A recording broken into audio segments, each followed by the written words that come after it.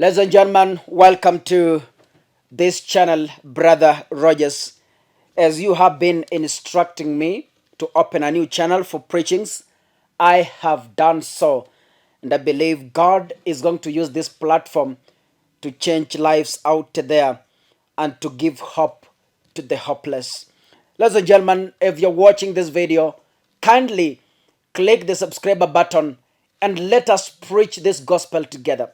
The only way we can preach this gospel together is by sharing this content to the people you love, your friends, relatives, and even your workmates, and God will bless you in abundance. Ladies and gentlemen, today nataka nizungumzie historia ambayo kila mtu anaifahamu katika Biblia, na ni historia ambayo tumekuwa tukifundishwa tangu Sunday school. You know, I'm beginning to dress like a pastor. Hallelujah. Oh my goodness, may God use this platform to change lives. You know, we can use social media to preach the gospel. Kitabu cha Samueli wa kwanza sitasoma kwa sababu ni historia ndefu, lakini utaenda kujisomea wewe mwenyewe. The book of 1 Samuel chapter 1 verse number 2 to 20. The book of 1 Samuel chapter 1 verse number 2 to 20. The Bible talks of a story. I'm going to address 3 characters, and along the way I will be joined by the 4th character. Katika kitabu hichi Biblia inazungumzia familia ya mtu ambaye alikuwa anaitwa Elkana. Elkana alikuwa na bibi wawili. Mmoja alikuwa anaitwa Penina, mwingine alikuwa anaitwa Hana. Na Biblia inasema kwamba katika hawa wanawake wawili, Penina alikuwa na watoto, alibarikiwa kuzaa watoto, lakini tumbo la Hana halikubarikiwa kuzaa mtoto hata mmoja. Biblia inazidi kusema kwamba wakati Eli alikuwa anawaganya mali yake, alikuwa anampatia Penina mali zaidi kwa sababu alikuwa na watoto, na anampa Hana mali kidogo kwa sababu yeye hakuwa na familia. Unaposoma kitabu hicho tena, Biblia inasema kwamba ikafika wakati Penina akaanza kumtusi Hana kwa sababu yeye hajabarikiwa na watoto. Familia na watu wa kijiji na wamama wakaanza kumtusi Hana kwamba yeye hafai. Kwa nini? Hana mtoto. Nataka kuvaa viatu vya Hana kwa wakati wa huu wa karne 21, mahali ambapo tuseme Hana angekuwa na mahali alikuwa anafanya kazi, pia wenzake wangemcheka. Iwapo Hana pia alikuwa na chama mahali fulani cha wamama mahali wanakaa weekendi, nataka kuamini kwamba wangemcheka pia. Biblia inasema kwamba hata kanisani walipokuwa wakienda, kila mtu alikuwa anamcheka Hana kwa sababu hana mtoto. Biblia inasema siku moja kulikuwa na madhabahu ambayo Elkana alikuwa anaenda kuomba na kupeana dhabihu kwa Mwenyezi Mungu chini ya, kwa sasa ni pastor na bishop, lakini hapo kitambo alikuwa anaitwa nabii Eli, the prophet Eli. Hapo ndipo walikuwa wanaenda wanamwabudu Mungu. Siku moja Hana akasema kwamba nimelia miaka mingi na machozi yamenitosha. Nataka niende kwa madhabahu, nipige magoti chini, nimuombe Mungu bila kutoka, nione kama atanijibu. So nafikiria kwamba Penina akafunga safari kuelekea madhabahuni. Na unajua kuna makanisa yetu ambayo mapastors wanaishi ndani ya kanisa. Kwa hivyo Biblia inasema kwamba mule kanisani ambapo Hana alifunga safari kwenda kufanya maombi, hapo mbele kando na madhabahu kulikuwa na chumba cha huyu nabii alikuwa anaitwa Eli, Prophet Eli. Hana alianza kupiga sauti na kumuita Mungu ambariki na mtoto. Biblia inasema alipokuwa akipasa sauti, Eli akasikiza akiwa chumbani mwake, akatoka akaja akampata huyo mwanamke analia kwa uchungu. Biblia inaniambia kwamba Eli akamuuliza iwapo alikuwa amelewa asubuhi na mapema akipiga sauti na akilia, na alimjibu jambo moja. Akamwambia, shida zangu nimelia kwa Mungu kwa sababu sina mtoto. Eli akamwambia, maombi yako yamejibiwa. Ukisoma zaidi, Biblia inasema kwamba Hana alizaa mtoto mvulana, na najua kwamba mtoto mvulana katika jamii, though siku hizi wanasema mtoto ni mtoto, lakini mtoto wa kiume ni mtu ambaye anaheshimika. Hata mwanamke akizaa mtoto mvulana anaheshimika katika jamii kwa sababu amepata mtu ambaye adarithi mali yake katika familia. Niseme nini kwa sababu ya wakati? Kuna watu wananitazama jioni ya leo na watakao nitazama baada ya hii video, ambao wamedhihakiwa na kuchekelewa kwa sababu ya magonjwa yanayowasumbua kama jamii. Kuna watu wamepiga kambi mahali wakisema kwamba familia yenu hakuna siku itaamuka. Wanawachekelea kwa sababu kwanza hamna ng'ombe wa kukamua, hamna nyumba ya mabati, nyinyi hamjiwezi kula chakula kizuri, nyinyi hamjiwezi kutumia sahani nzuri, nyinyi hamjiwezi kutumia kikombe kizuri. Wanawacheka kila wanapotembea nyumbani kwenu kuwasalimia, lakini wakitoka ni vicheko. Familia ya fulani ni maskini na haijiwezi.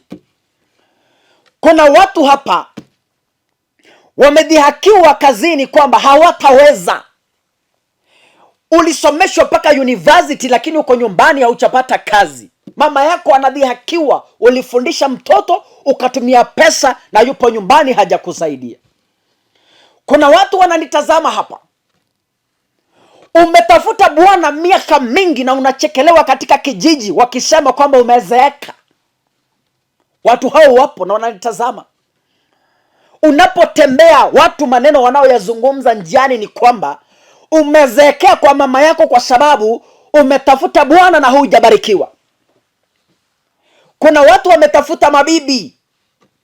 Mtu una gari nzuri, umejenga nyumba nzuri na una mali, lakini umekosa bibi. Unachekelewa hapo nje kwamba miaka yako imepita, miaka ya kuoa na haujapata mchumba. Imekupatia stress. Kuna mtu hapa ndoa yake imevunjika kwa sababu alikosa kuzaa mtoto mvulana, akafukuzwa. Wakasema wewe ni tumbo la wasichana tu peke yake, ukafukuzwa. Ama mume wako akaoa mke wa pili kwa sababu ulikosa kuzaa mtoto mvulana. Kuna watu wananitazama na wametafuta mtoto miaka nenda miaka rudi. Umejaribu hata kwa waganga, umejaribu kujifungia vijiti, lakini haijawezekana upate mimba. Umefukuzwa, au mume wako anataka kutoroka kwa sababu familia yenu haijabarikiwa na mtoto. Hana hakufukuzwa na Elikana. Licha ya kukosa mtoto, Biblia inasema kwamba Eli alikuwa anampenda Hana na alikuwa anamwambia, mimi kama mume wako sioni kwa nini unalialia, kwa sababu ninakupenda kama mke wangu hata kama hauna mtoto. Kuna watu wamepitia mateso mengi. Kuna watu wamekosa karo shuleni. Unafukuzwa, unakaa nyumbani miezi mitatu. Mama yako anachekelewa kwa sababu hana kiatu kizuri. Mama yako anachekelewa kwa sababu hana nguo nzuri anaweza akavaa. Baba yako anachekelewa kwa sababu hana nguo nzuri anaweza akavaa. Nataka nikujuze kwamba ukifanya bidii na kumulilia Mungu, siku moja atakujibu alivyojibu Ana. Kuna mwimbaji alisema kwamba Mungu atarejesha miaka yako iliyoliwa na nzige. Haijalishi umekaa nyumbani miaka mingapi bila kuolewa, haijalishi umetafuta mtoto miaka mingapi, zidi kukaa katika Bwana na kufanya maombi na kufanya bidii, kwa sababu siku moja alivyomjibu Ana atakujibu. Sarai alitafuta mtoto miaka mingi wakiwa pamoja na mumewe Abraham, wakazeeka miaka ya 60 na bado hawajapata mtoto. Lakini siku moja malaika wa Mungu alipowatembelea, aliwaambia kwamba wakati kama huu mwaka ujao nikija, nitapata kwamba umezaa mtoto mvulana. Sara hakuamini. Biblia inasema kwamba ukweli mwishowe alivyokuwa ameambiwa na malaika, alizaa mtoto.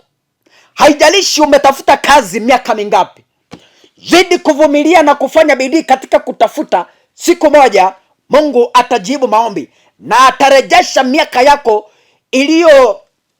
iliyoliwa na nzige maradufu. Haijalishi umaskini umewashika kivipi, haijalishi kwenu mnachekelewa mara ngapi kwa sababu mnanyeshewa. Kama ni mtoto ambaye yupo shuleni, shikilia vitabu kwa imani, na siku moja nataka nikujuze kwamba Mungu atajibu maombi. Utaajiriwa kazi nzito, utapata kazi ya mshahara mzito, na ile miaka yote Mungu aliharibu katika wazazi wako utairejesha kwa kujenga nyumba nzuri, kwa kununua gari nzuri, kwa kutembea na nguo nzuri, na familia yenu kupitia kwako itaheshimiwa.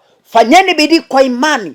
Iwapo ni umaskini, biashara zilianguka, fanya bidii kwa imani, na siku moja Mungu aliyemjibu Ana akampatia Samueli, nawe siku moja atajibu maombi yako. Najua kuna watu wananitazama, upo kitandani, umeshikilia pillowcase na blanketi, unalia usiku kuja kwa sababu ya shida ambazo zinakukumba.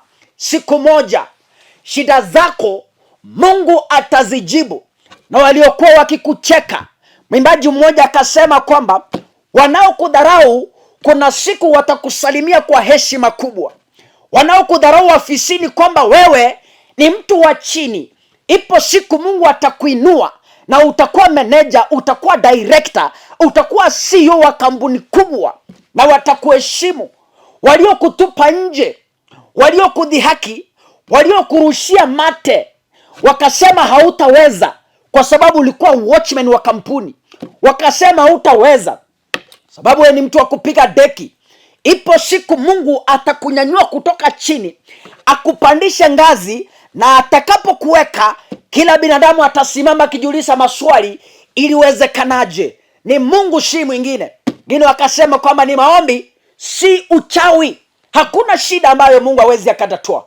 Biblia inasema kwamba Mungu hata kuacha ili ujaribiwe kupita kiwango chako kama binadamu, na utakapomwita kila wakati, yeye yupo pale na atajibu maombi yako kikamilifu. Kuna mtu hapa amefikiria kujinyonga.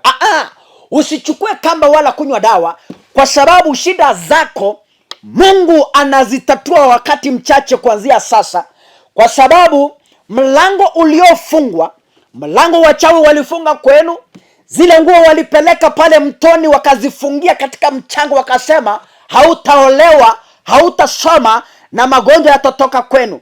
Mungu atayafungua katika jina la Yesu Kristo. Kuna mtu ananitazama amesema, nataka nitoroke kwa hii familia niende mbali. Nataka nikwambie usife moyo.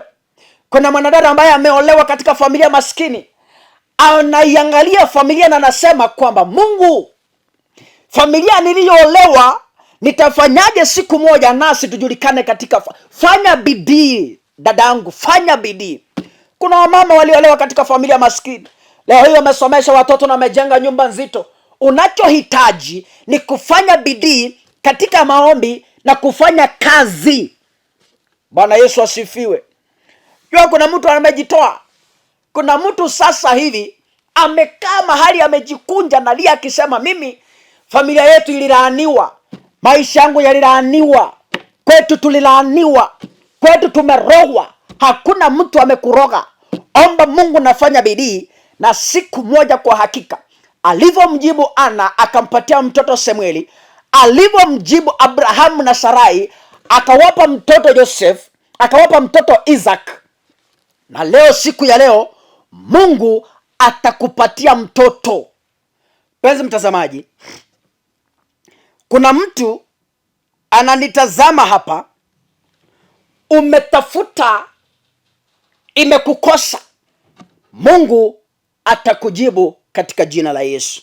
Nikufanyia maombi machache kabla sijaondoka. Baba wetu, katika jina la Yesu, nakushukuru na kuinua kwa sababu ya mtazamaji. Shida anazopitia Mwenyezi Mungu, Bwana, muinue katika njia ya ajabu. Amelia miaka mingi, ametafuta miaka mingi, mjibu kulingana na uwezo wako. Katika jina la Yesu nimeomba na kuamini. Amen. Barikiwa sana. Keep subscribing. May God bless you.